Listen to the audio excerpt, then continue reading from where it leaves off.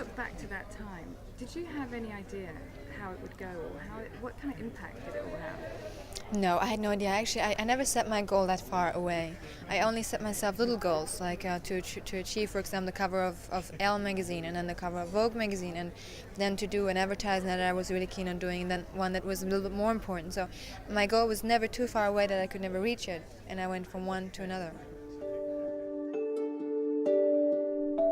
Everyone realized something strange is going on, something different is happening. Now, to us, this was completely normal, but to everyone around us, it was completely new, because they'd never seen anything like that in the fashion industry. Versace would have to supply you with a team of bodyguards to get you out of your car, to go inside.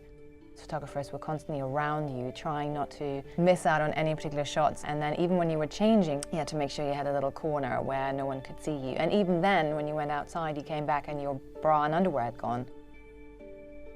At this stage, this was very new, because fashion shows used to be just for retailers and journalists and editors, just a few photographers really. Gianni Versace was one of the first people who changed all of that and made the fashion show into a spectacle. It became a very desirable event. If you said, you know what, now we're going to let anyone in and you just have to pay a good price for a ticket, you could have made millions. He sort of took the pop culture of the moment and mixed it up with fashion, and so you had music influences, movie influences. So you could be walking down to a song of Prince and there'd be Prince sitting in the audience watching the show.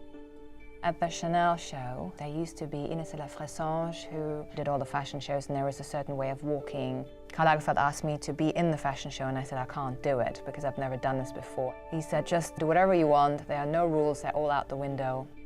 Again, one of those moments where you realize there was a change happening, which embodied the sort of 90s.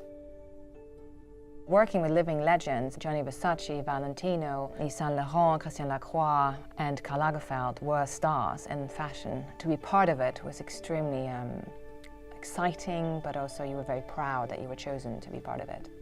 The original gang of Cindy Crawford and Chrissy Turlington, Stephanie Seymour, Naomi Campbell, Helena Christensen, Nadia Armin, I mean the list is long.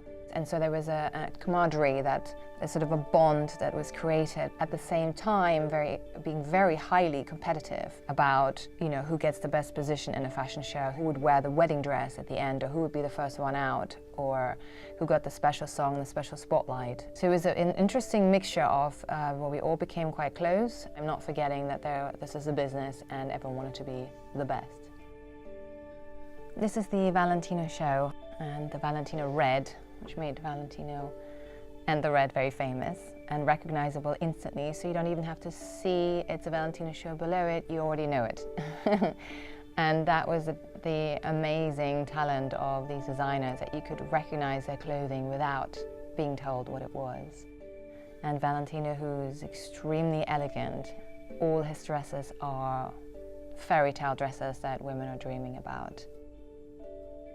So 15 years ago was my last fashion show, and Donatella recently asked if we could come in memory of Gianni Versace. We all immediately said yes.